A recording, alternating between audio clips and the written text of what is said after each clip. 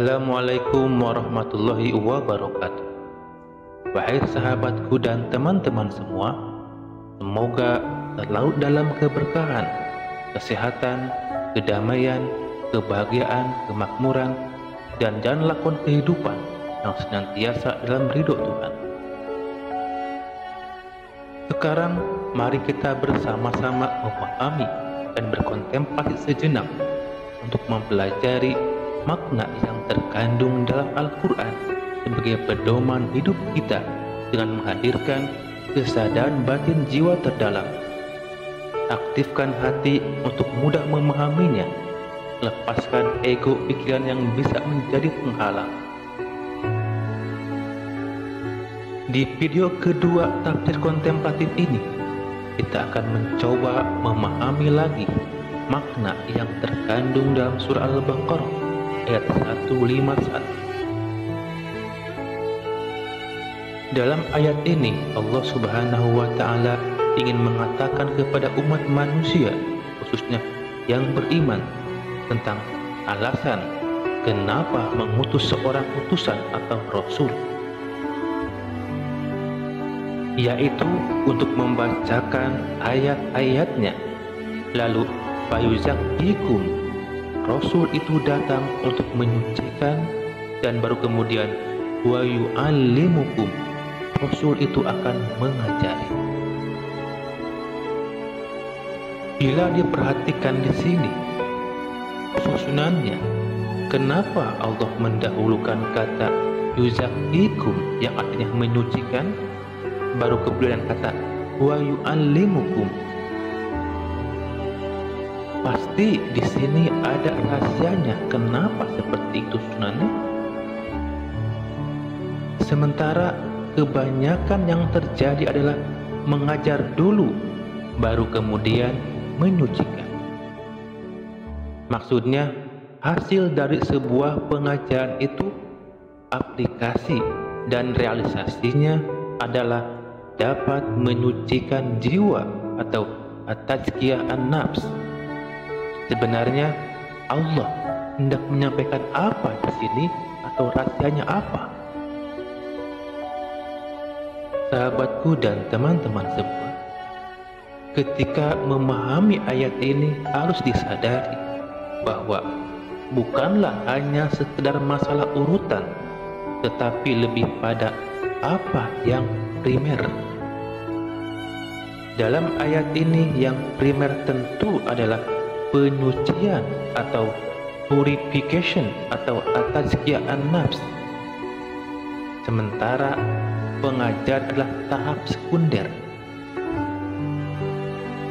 Sebagai bahan renungan, apa manfaatnya untuk kita yang mengetahui banyak hal yang sifatnya hanya informatif, memenuhi ruang pikiran saja, tetapi tidak ada aspek transformatifnya, artinya pengetahuan yang bisa menyucikan jiwa atau purification.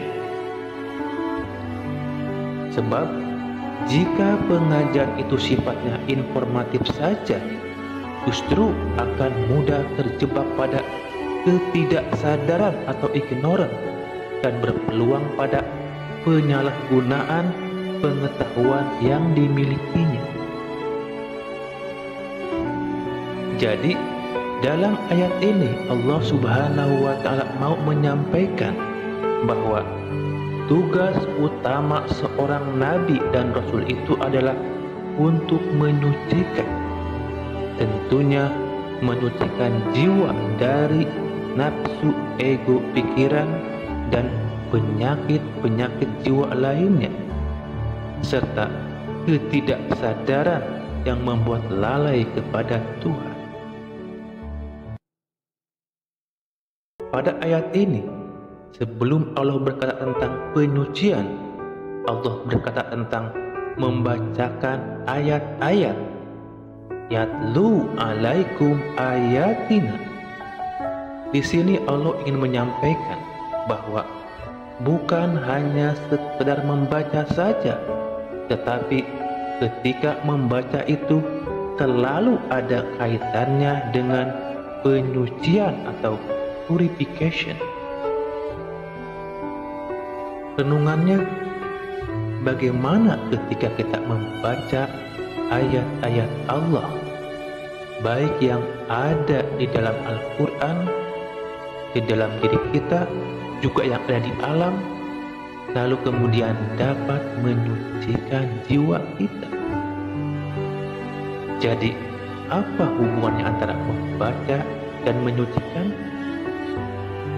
Ini jelas bukan proses membaca biasa, tetapi melibatkan kesadaran batin terdalam dan self-realization, sehingga mengalami spiritualisasi, jiwanya bersih dan hatinya bercahaya, karena selalu sadar atau berzikir pada Allah Subhanahu wa Ta'ala.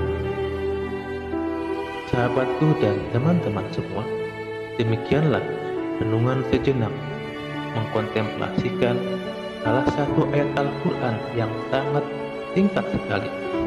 Semoga sahabat dan teman-teman semua selalu diberikan kesehatan dan berada dalam lindungan Allah Subhanahu wa Ta'ala. Amin.